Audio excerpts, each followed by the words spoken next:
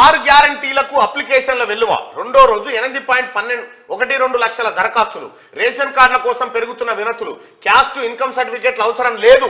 CS దరఖాస్తు ఫారాలు కొనుగోలు చేయొద్దని ప్రజలకు సూచన. ఎవడన్నా దరఖాస్తు ఫారాలు అమ్మితే వాడిని పట్టుకోరి. దరఖాస్తు ఫారాలు గవర్నమెంటే ఫ్రీగా ముద్రించి మీ ఇంటికి పంపుతా ఉంటే కొండెక్కడిది ఇంకా కంప్లైంట్.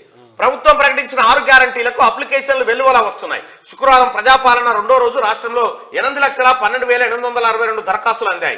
జిహెచ్ఎంసీ ఇతర మున్సిపాలిటీల్లో కలిపి 4.89 లక్షలు, గ్రామాల్లో 3.23 లక్షలు వచ్చాయి. దీంతో గురు శుక్ర 2 రోజులు కలిపి ప్రజాపాలనలో వచ్చిన అప్లికేషన్ల సంఖ్య 15 లక్షలు. 15 లక్షల మంది దరఖాస్తు పెట్టుకుందామంటే ఛాన్స్ ఇయ్యలే కేసీఆర్. 15 లక్షల మంది వచ్చి కాంగ్రెస్ ప్రభుత్వం దగ్గర మాకు ఇగో ఈ సమస్య ఉందని చెప్పుకుంటున్నాను. నీరు రాణించడం ఏమన్నా?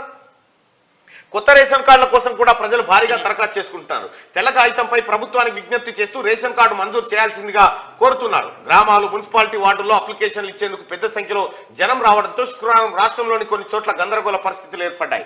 ఉదయాన్నే గ్రామాల్లో, వార్డుల్లో ఉన్న జనాలు కౌంటర్ల దగ్గరకు వెళ్లి క్యూ లైన్లో చెప్పులు పెట్టి మరీ అప్లికేషన్లు సమర్పించారంటూ ఇగో కనీసం ఇది చెప్పుకుందామంటే కూడా వినేటోళ్ళు లేడు కదా అప్పట్లా.